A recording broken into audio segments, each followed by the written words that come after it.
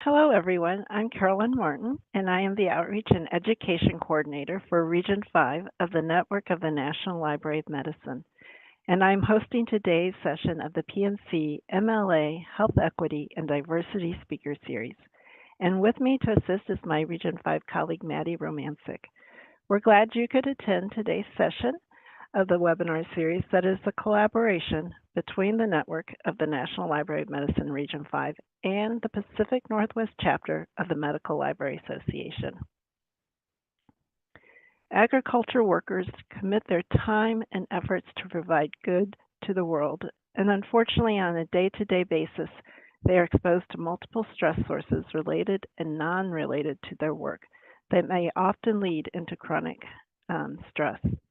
Will this chronic stress ever go away? How do agriculture workers and producers perceive their levels of stress? What are their main sources of stress? What are possible mitigation techniques? Our guest speaker will be addressing these types of questions and concerns of one of our most essential workers. But before I introduce our speaker, let me first go over a few details about this session. We do have a live captioner today, and closed caption has been enabled, and it's provided by selecting the Show Captions at the bottom menu. And depending on the size of your screen, you may need to click on the three dots where it says More, and then selecting Captions. All attendees have been muted, but we welcome your questions and comments in the chat at any time. And later on, you will have an opportunity to ask your questions and be unmuted.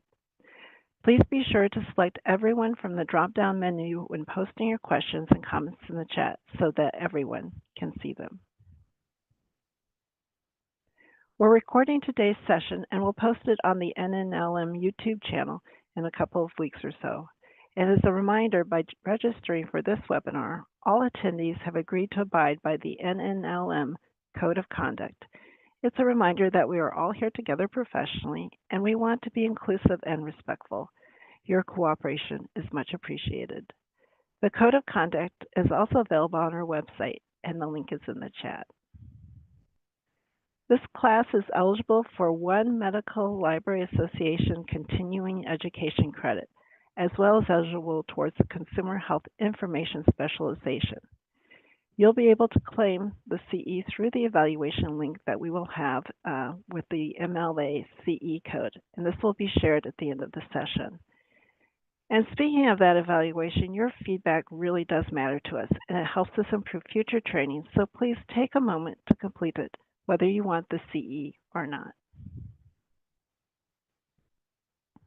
Our guest speaker today is Gracia Maria Puerto Hernandez, and is with the Western Region Agricultural Stress Assistance Program, also known as WRASAP team, and she'll be here to tell you more about herself. So welcome, Gracia, and I'll turn it over to you now. And I'll stop sharing my slides. Sorry about that. And then you can share yours. Thank you, Carolyn, for that introduction. Hello, everyone, and welcome. Thank you for joining today's session. And just checking, can everyone see my slide? My presentation? Yes, we can. Yes, perfect. Thank you. Let me move this. So yes, so for today's presentations, you'll be mainly focusing and talking about challenges for agricultural producers and workers, those who will assist in the front line, those who are feeding the world, in other words, let's say. So a little bit about myself. I grew up in a small family in Central America, Honduras, and I studied in college for food science in a university that we do part-time working on the fields with the workers and part-time taking classes. So for me, it was a huge mind-blowing experience getting to be there just half time working on the fields under the sun with the PPE that it's it's good. You need to use it for protection, but when you're working on the field and you need to do a certain piece, it was like not being able to breathe at some point. So for me, I was just intrigued how there's people out there who do it all day, every day, and at a certain piece because they need to pay the bills, they need to sustain their families, and they live with this type of work in agriculture. So I did my undergrad in food science, then I did my master's in animal science at Oregon State University, and now I'm working with extension service with Washington State University, uh, working and learning more about the people who are those faces in agriculture, feeding and working and giving everything for not just the well-being of their family but also their community and in the same level to the whole world. So yeah, that's me. So for today's presentation, I have three general objectives, and it's mainly to present a survey that was a database that uh, started in our project, the WRASAP team, as Carolyn mentioned it, the Western Region Agricultural Stress Assistance Program. I'll be talking more about our program in the following slides. And we wanted to know first, what are these stress? What are the stressors and the mitigation techniques that we can address and how to do it? And that will be the first objective that I will be presenting or try to explain. And then the second objective is following. Once you understand the stressors and mitigation techniques, what is that stress? How are they perceiving that stress, the producers and the workers? And what are the management topics that they'd be interested in managing that stress? And what are the methods of receiving information related to stress and mental health? And as a third objective would be to share the available resources to farmers, ranchers, and agricultural workers to manage their stress and improve their well-being, that it's provided by a big team, the WRASAP team that covers the Western region. We'll talk about more about it on the next slides. So first, I bet many of you know way better than me, but I would like to share a bit. What is stress? So the stress through research has shown that is not totally bad. A small amount of stress, it's positive. It encourages you or us to do activities, to have that rush of adrenaline and do things and get out of trouble situations sometime. It relieves it increases our heart rate, so that helps our circulating system. But that's the positive. It's short, it's acute, it's a response to a situation. But the positive on a bigger extension can become tolerable when it is like in a more extended period of time, and it's less easier to get out of that stress mode. um, so that can get serious, and but we can get out of that stress with help or conversations or uh, with coping techniques or breathing exercises, or just trying to keep it down, because the stress source can be just for a moment, is not permanent. But what if that stress sources are permanent, and not just permanent but can be accumulated over time? That's when it becomes toxic. And how can we identify toxic situation of stress?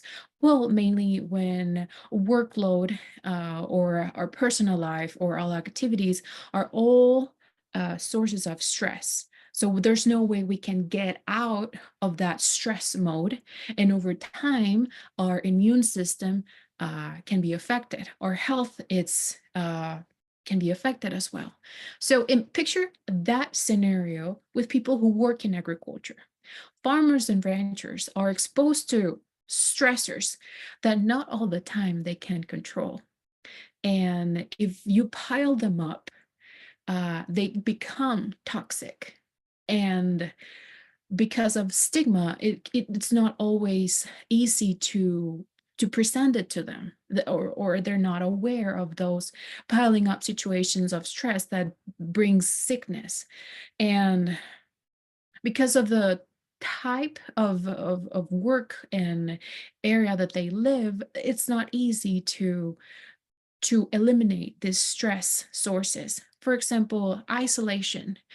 Farmers, they live in a big community, but most of them, they live where they work, and they live around the area of where they have their crops or they're raising their animals.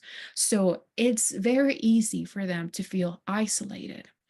um, they also have sources of stress that they cannot control. For example, the prices of commodities, the changes in the government regulations, and of course, the weather.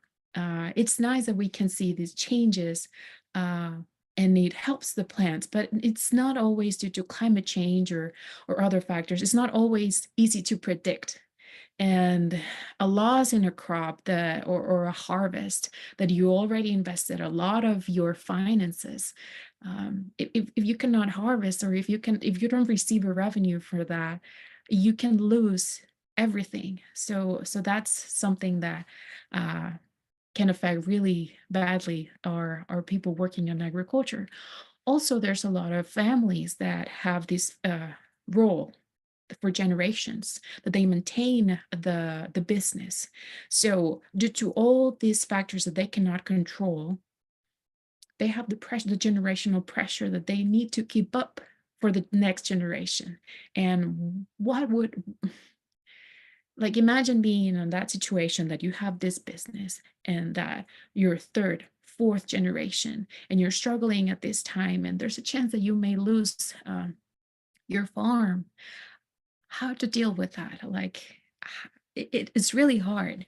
And due to the commitment and the involvement in their lives, it's really hard for them to separate work, their work life and their home life, because they live where they work. They live in the farm.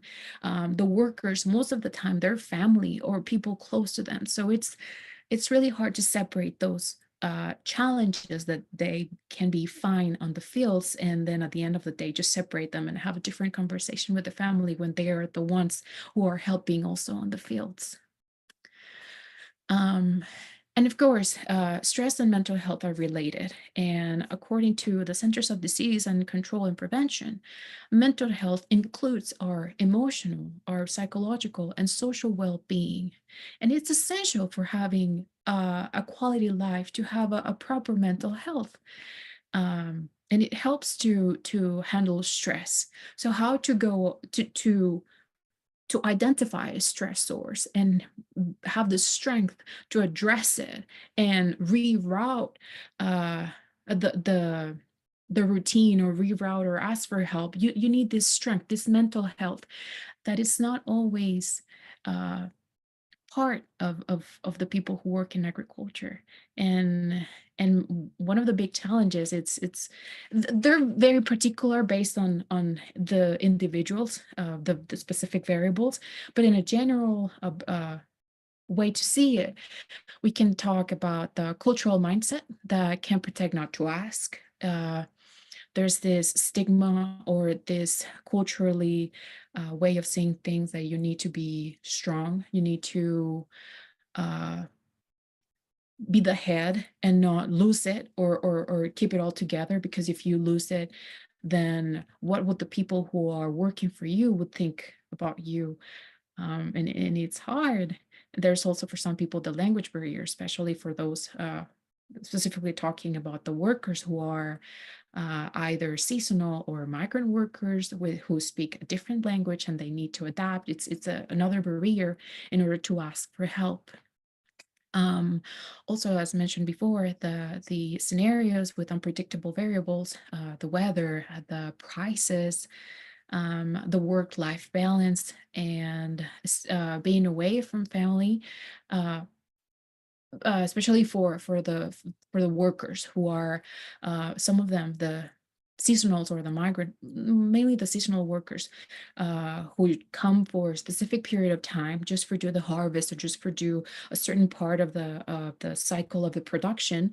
They don't come with their families, and they come by themselves, and they do this hard work, and they're away from their family. So it's a lot to take in for them. And also another challenge can be the personal specific challenges based on the individual. So knowing about the stress and mental health, the importance of it, how can we help? So with RASAP, um, they started two surveys as a baseline. They wanted to know what is it? What is these stressors? How can we address them? And once we locate them or identify them, we work with it and we give follow-ups. So on 2020 and 2021, they had a survey, 796 participants, where they collected the perceived stress levels, the sources of stress, the desired stress management topics, and the preferred methods of receiving information. This was for the agricultural producers, and they also did another one specific for the workers, where they had 515 participants from all the Western region, which is, you can see it in the map. It's all those states and the territories, where they asked the same data was collected: perceived stress levels, sources of stress, desired stress management topics, and preferred methods of receiving information.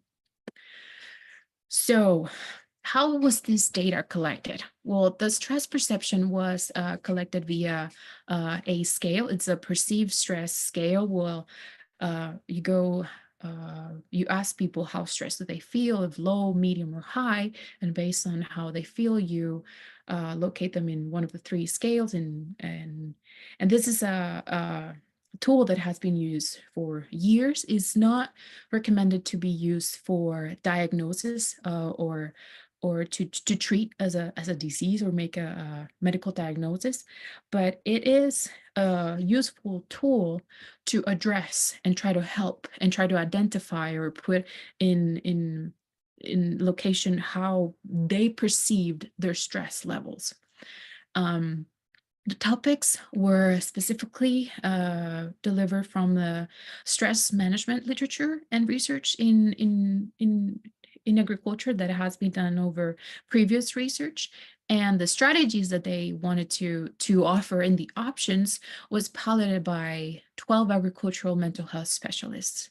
On the image, we can see one of the leaders in this survey investigation, Dr. Michelle Groove DeWay, from Montana State University, which is one of the partners in the Western region of our program, of our WRASAP program. So the top stressors for the producers, it was the workload, the lack of time to free time or time with their families, financial worries, and especially the production costs. They also had lack of work and family balance, and the legislative issues related to agriculture. Those with at the asterisk are unique stressors presented only with the producers. And for the agricultural workers, they presented of top stressors: working in extreme temperatures, long working hours, lack of time, low wages, financial worries, and lack of work family balance. And similar to the producers, they had unique stressors. And in this case, for them, it was working in extreme temperatures and the low wages. So we can ask, which of these are the most in someone's control? Almost none of them. Production costs, it's a commodity. It's based on it's not controlled by the producers, it's not controlled by the people who work in agriculture. So they cannot control that variable, that source of stress.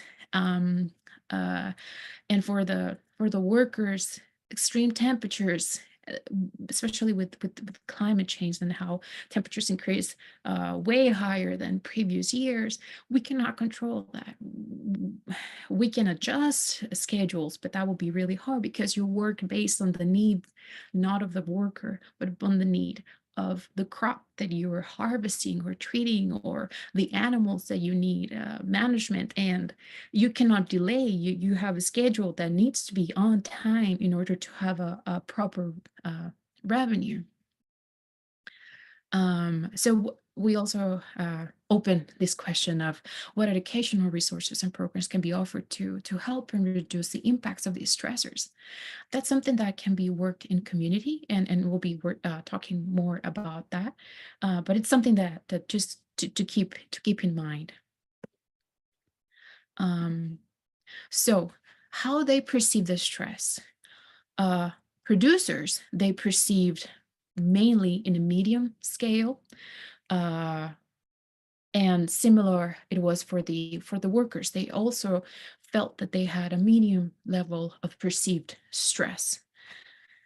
Um, and it was interesting because across workers and producers, the youngest group reported the highest levels of stress. And we're asking ourselves, is that could be due to the reduce of stigma, more openness of talking about this topic of how do you feel, uh, knowing what is stress, getting to have this inner evaluation of how are they dealing with the day-to-day stress sources. Um, and for the preferred stress management topics for the producer specifically, the top three were financial, problem solving, and physical activity. And we asked, how can we best partner with organizations to work together and try to address these topics and work with it? Because research has shown that there's a lot that there's factors that they cannot control. But if you can control something that you have some way to control, that helps on how you perceive the stress from the source that you cannot control, because you feel that you're in control of something in that it's important for you. So in this case, the topics that they're really interested in learning more, it's financial, problem solving, and physical activity. For the producers and for the workers, it was financial assistance, retirement planning, and physical activity. And the interesting part was that all the topics that were suggested, even the tobacco, marijuana, vaping cessation, was answered for at least the 33.3% of them. So they're interested in a good number of topics. And that was really nice to see. That yes, that they're open to learn more about a bits of everything, but mainly the three factors are uh, financial assistance, retirement planning, and physical activity. Um, they presented that for the preferred information dissemination uh, strategies, the producers said that they would like to learn about those topics mainly on online webinar classes with the assistance of a instructor. And the agricultural workers, they mentioned that they would like a better way to do it face to face. So it's interesting to see how these two groups, they work in the same area, but they want different ways to address conversations or to disseminate strategies. So that was interesting to see, to see that difference, how producers, they like online and in majority, then they also with instructor, and then the online with no instructor, and then online with library resources. So it's very impersonal, very with confidence, with in a way that it's just like private, let's say private. And on the other hand, we have the workers who want that face-to-face interaction and social media, and self-guided classes with no instructor. Um, so for and in this map, what they presented is uh, based on the specific states and territories, how they want to have that dissemination strategies. So you can see in the territories, mainly they want face-to-face or mail printed information, while in the states we have podcasts and social media and online classes. It's interesting to see. I cannot say like the reasons, but in a way, I could say that there's the interaction is different. The people in the islands, their routine is different. The way they interact in community, it's different when compared to the people on land in the States. So this information, that was just presented, you can find it online. It was published, and here is the the documents, the titles. They're also shared in our website, www.farmstress.us, in case you want to see more into detail, because they do present the differences by ages, by gender, how there's difference that men, they like more impersonal, and women, they like more personal. And it was interesting, something that I read, they also shared how men were interested in parenting skills. That was interesting, that the authors were mentioning how it was not expected to see that. And women were more interested in the financial part, and youth were interested in cooking classes, and the elder people, they want face-to-face, and they like extension documents.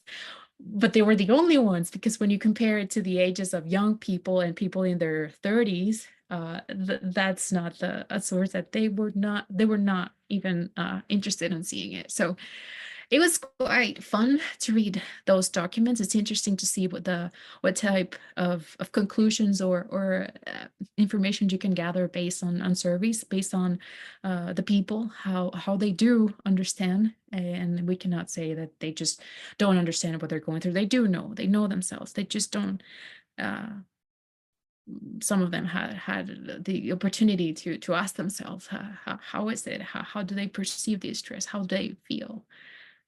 So yeah, I completely invite you all to check those peer-reviewed documents.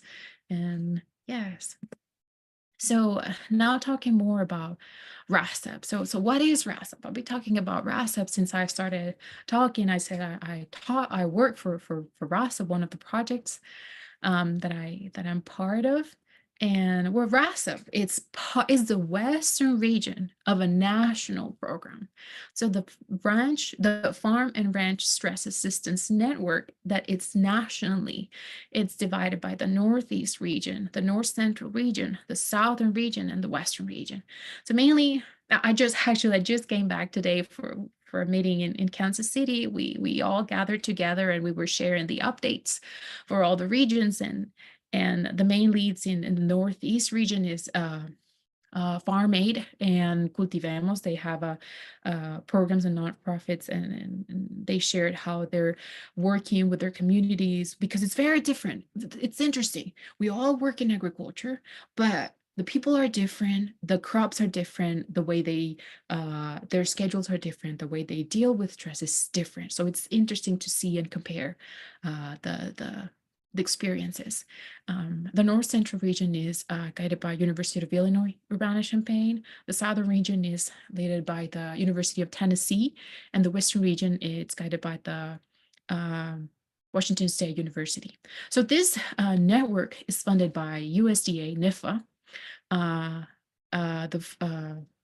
by the Farson, and this grant was established for networks and connection agricultural producers, including farmers, ranchers, and farm workers, with the resources to assist them in times of stress. Because sometimes there's resources, but how available or are they for them, or how aware are the target audience are aware of these resources that are available for them. So that was one of the the goals or the incentives of this national network.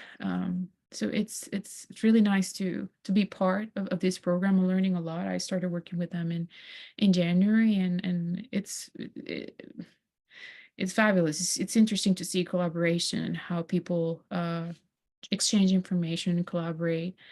Um, yes. So the Western region, the components of this program in the Western region is baseline, the one that I've been talking about, the surveys and interviews for agricultural producers and the workers, the report of analyzed data, also the regional aggregated reports that are based on. So this information was gathered by state, and each state do it differently. For example, in the territories, they do it face to face. We work together with University of Guam, for example, and Guam covers also the territories, the Palau, the like the Micronesia islands, and they have this focus group, farmers workers group, that they know the locals. They work together with them, and they go one by one and with a piece of paper, and they start conversation and they answer the survey, which is very different on how it was done on some of the other states on the Western region, which was online and you just answer the questions. But it's different. It's different ways, different ways to collect the data. um Another component of the WRASAP program is the networking. So we have networking with, for example, Agribility. If you're familiar, this is a program that the main focus is to help and provide assistance to those people who worked in agriculture and for some reason they have a disability, or they, due to working in agriculture, they had an injury and they still need to continue working because they're the providers in their family. So Agribility is it's an amazing national project, program that assists those people and give assistive assistance technologies. They do guidance, they do visits to the people in the farms, and they help them. So it's really nice to see that work that is being done. Also, part of the network in RASIP is to embed behavioral health competencies into existing service delivery. So it's working with all the resources that are available there, just getting to know what exists and to putting in the either in the clearinghouse or sharing it over a conversation or a presentation, and talk to the target audience and letting them know what resources are available for them.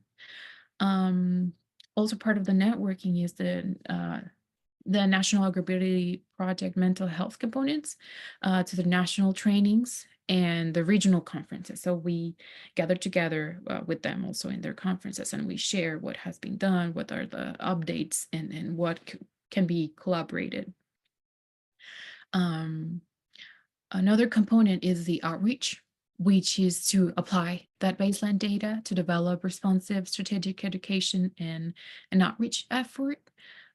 Also to enhance the capacity of network partners and the community members, and to provide a culturally appropriate educational programming, informational resources, and referrals to direct services.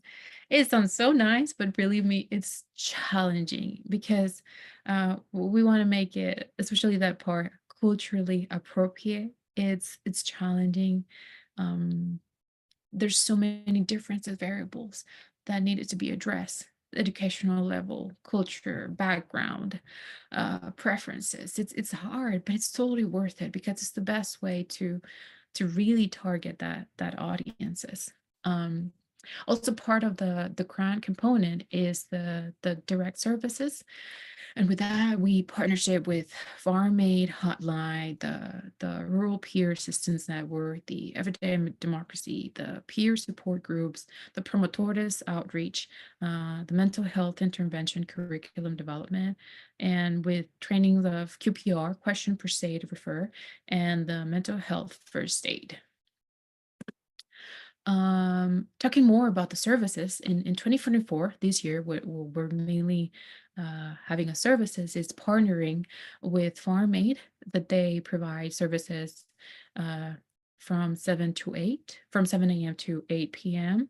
And they are available nationally, but that they cover, but for us with the Western region, they cover the whole Western region. They also help with us with adding resources. So since they are a national network, they know resources and we work together and they help saying like, hey, we have these resources that are available in your region, and we add them on your website in the section of clearinghouse where people can see what resources are available in their specific area. Yeah, so we also have the mini grants where people apply. Anyone can apply. Anyone who is related to agriculture in any matter. We have these meetings we read and we go through every single proposal, and it's a team of 5, 7, depending on many partners volunteer, and they go through the screening process, and they receive the mini grants that can be for professional development, for translation, for outreach, for anyone who works in agriculture. Also, we have the services, or we partnership with AgriSafe, which is a line that works 24/7. And our program, they work with specific states. And yes, they also have a series of webinars, if I'm not wrong.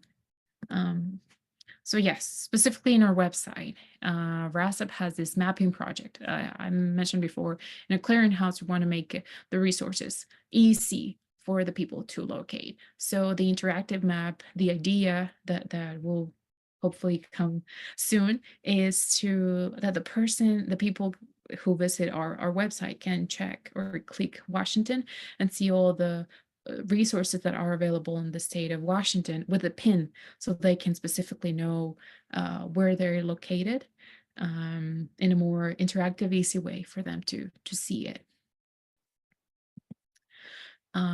More about WRASAP. Well, mainly this program, it focuses in communication and collaboration of partners to offer funding opportunities to support navigating resources in a way that it feels with relatedness, with compassion and education. So it's uh, in a more approachable way for the people who wants to receive information from us. Also, we do outreach for farm stress and mental health based on existed extension-based programs. And as mentioned before, our efforts include clearinghouse, mini grant programs, network, and community-based outreach. Um, Talking more about this community-based outreach, it is to serve the communities in a more familiar way, delivering that information in a way that they can understand at the community level, especially for those communities that have been underserved. It has been shown to be culturally and linguistically effective, and how it's done, it's by using the community leadership. It's getting to know who are the leaders in that community, either uh, the priests, like spiritual or church guidance, or health uh, leaders who the community already know. So it's getting to know those leaders and talking to them about the program and see if that's something feasible for the community, and how can we make it work so that the locals in that community can receive the information in a way that they can feel more familiar with it. An example can be for the Latino communities. We have the promotores, which are bilingual and bicultural leaders who help uh, share the message. On the image, we see Esmeralda Madujano that works in UC Davis. She's amazing. She has experience. She's one of those people who goes on the field and share time and work with the ag workers. Yesterday she was sharing with me that she just came back from pear harvest, and it was really hard for her to see them and having those hard conversations. They were exhausted. It was really high temperatures. um, but it's how you make connections with them. It's how you can relate more easily to them, to know how they do their work day to day, every day, under any circumstance. And on the picture, she's talking about our network quarterly meetings. That if you want to know more about it, it's information is on our website. So basically is information, it's meetings where it's open for the public. Anyone can join those meetings. And it's just sharing what are we doing. If people are interested, if new collaborators are interested, you join the team. If there's questions, any type of questions, they're shared over those meetings. And like I said, if you want more information, it's in our website. There's a link there, and in case you may be interested, the next one will be August 22nd, if I'm not wrong. So yeah, I cannot see my okay, 11:42. I have time. Okay, so I mentioned a promotores, and I would like to share what is a promotor? Who are these people that are leaders and are an example of leadership in the Latino community? And why is it so important to know about them? Well, the promotores are committed and passionate community-based leaders who are respected by the members of the community that they serve. They are cultural and language brokers because they speak an example, English and Spanish, or English and the Mixteco, or the local language that the community that they serve, that community, the language that community speaks. So they know the culture and they know the language, and that's a huge way to help and to deliver the message. And they build relations. They're peer educators. They're every day they're there with the community, and they build those uh, relations that are so needed, especially when talking about these sensitive topics about stress, mental health, about these topics that are so personal, and it's not easy. It's not like you don't talk about this to everyone or anyone that you don't know. So talking to them, or getting to know how to talk to the people based on their experience, it's a treasure, I may say. So through the interaction with promotores, the community members, they feel heard in the cultural context and are more receptive to the message and resources they provide. This is because they are talking through a voice that they understand, that understands them. It's if they're not able to talk to the person on top, they talk to the promotor, and the promotor talks to the other person. So they build these bridges that they were on existence. So they bring a way of communicating for those communities that most of the time they don't have that facility to talk, to just to share, or what they feel, what they need. So it's really for me, getting to know about the promotores was a a big thing, if I may say. So how do we develop, or how it is suggested to develop partnership with promotores? So before engaging, it is suggested to get to know the community, identify the reasons that you want to work with that community. Like, why is that community interested for you?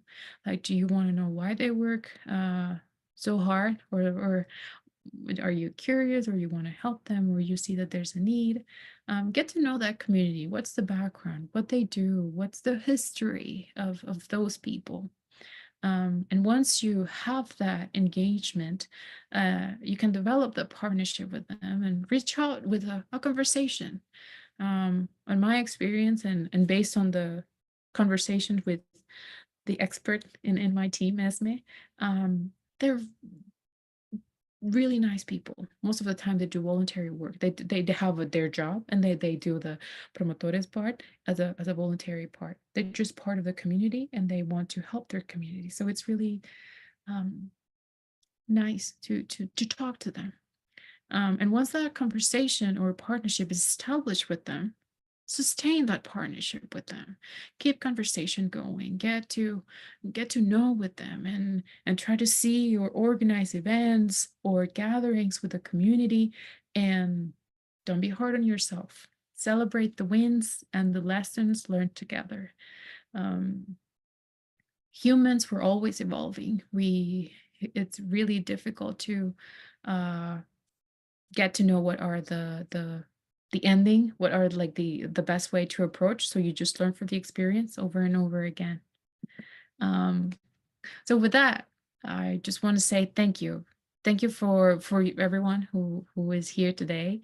And for my team, I want to say thanks to all the WRASAP team and the agricultural workers and the producers who participated on the surveys, to our big part of the team, Esmeralda Madujano from UC Davis, and Dr. Michelle Grook DeWay from Montana State University, and our director in WSU Extension Office, Don McMorrin. So with that, I want to say thank you for your attention, and I'm open for questions. Thank you, Gracia.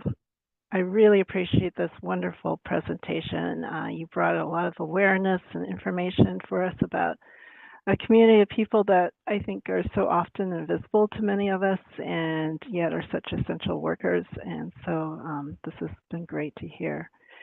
At this point, feel free to put any questions or comments in the chat box. But also, Maddie, did you say that you're also allowing everyone to unmute themselves yeah, if they I would can like to ask it verbally? change that setting now. So people Okay. should be able to unmute themselves. And while you're thinking about that, let me just ask a question. So how do you think, Christy, and not to put you on the spot, I know you offered some suggestions, but how do you think that libraries could best offer, be involved? Is it to invite promotores to come and speak and hold sessions? Is there a list of resources that are better, or some online things? I'm just was wondering what might best work, at least to initially start with. Yes, no, thank you. Thank you for your question. Wow, it's a good question. I would say, uh, depending on the community, I would invite the promotores to a small meeting, and introduce the librarians, what they do, what they like doing, why the community would be interested in getting to know, like it's showing them the importance. So the promotores can be, oh, maybe we could do this, because sometimes they come with the idea of maybe we could do this, and or they could say, we have this need in the community, maybe you could help us with this, or we could have a gathering, or online, because it depends. Different communities are different. Some communities, the level of education is really low. Some of them, they especially with agricultural workers, they may not know how to read. Maybe it's different. The approach may be different. So the best way is to gather with the promotores and say, hey, we want to share. What can we do? Or what is the topic of interest of the community, and establish that relationship with them, and they know the community, so that they would know what to talk about, or the best way to approach. I don't know if I answer your question, Carolyn. You did, thank you. And that makes so much sense. Yes, just to find out what the specific needs are in that community, because like you said, it can differ across from community to community. I'll hope that everyone else and give you all a chance to ask your questions or have any comments.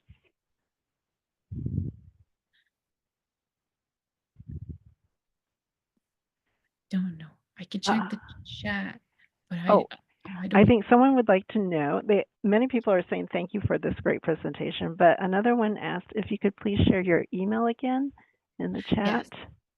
Yes. In the chat, I can do that. Yeah.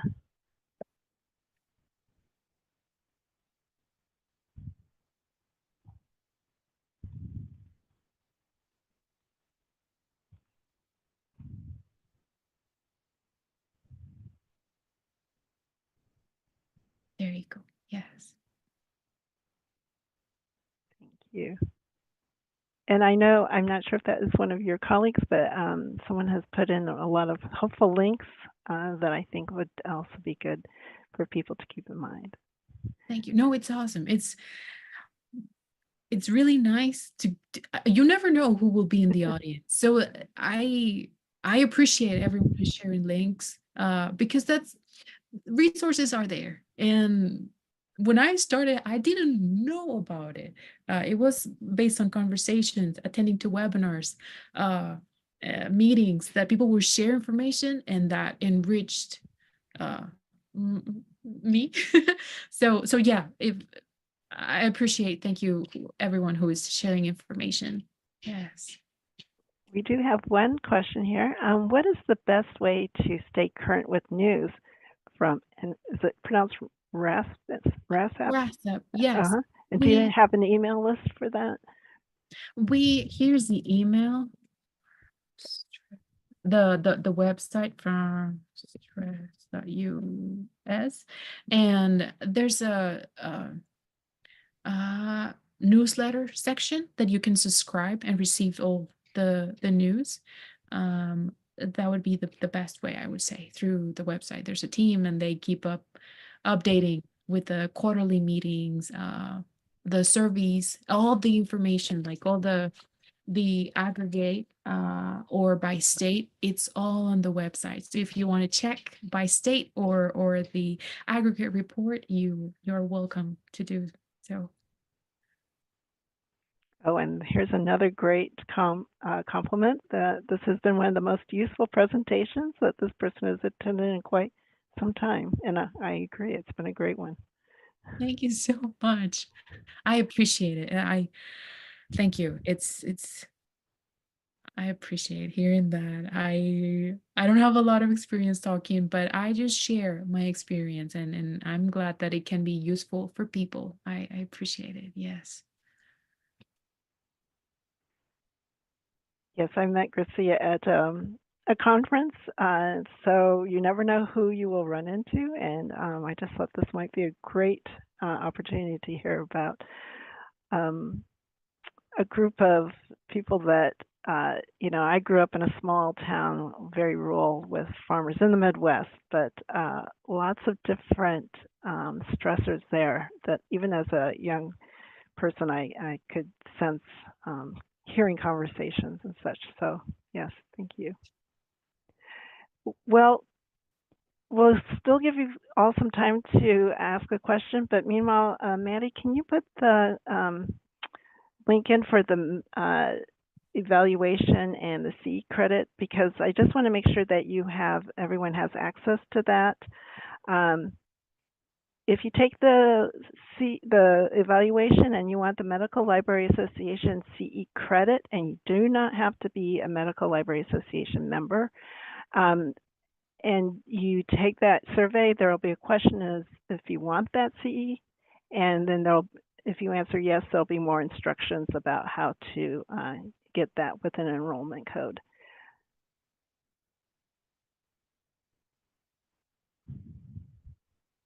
Here's another comment. I don't think enough people see how important our rural populations are not just because they produce most of the items we need on a daily basis to live, but also because of the isolation factor. So yes, thank you, David. Yes. It's hard. It's hard, but it's a work in progress. And believe me, people, the community, they're making progress. Like seeing having 500 and 700 people answering those surveys, the team, they were surprised that people were able, like open to talk, to take the time and talk about something so personal. So people out there, they're doing an amazing job and the outreach, reaching to the communities. Yes. Yes, in that survey, I was surprised what some of the top issues were, and then also how people preferred producer versus worker and getting information and learning more. So that was interesting, really. Yes. Yes. It's, I would never guess because they were together. So you would say, yeah, they're in the same area, all agricultural people, same thing. No, it's quite interesting how different they can be. Yes. And Yes. that information, I think, would be helpful. I know not everyone attending is and works in a library, but that might be also a way for attendees to think about how to do some outreach as well. Well, I don't want to hold people on the session, but know that you can contact Chrisia.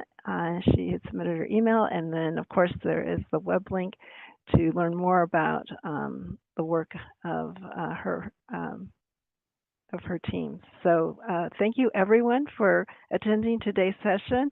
And I also wanted to just say that we are currently planning a session in early December, but registration isn't quite ready. But visit our webinar series webpage to view recordings of past sessions. If you scroll down that link that Maddie will put in the chat, you can see future and past presentations, and the recordings are included there as well. And the recording for this session will be available probably within a couple of weeks. And so thank you for your patience with that. And thank you all for attending. And I want to also say thank you to Garcia and to our captioner and to Maddie for helping me with the session today and for all of you attending. Thank you. Thank you. Thank you, Carolyn and Maddie, for organizing this amazing webinar. It was a pleasure. It's a pleasure to present today. Yes. And thank you to everyone who attended today. Thank you so much.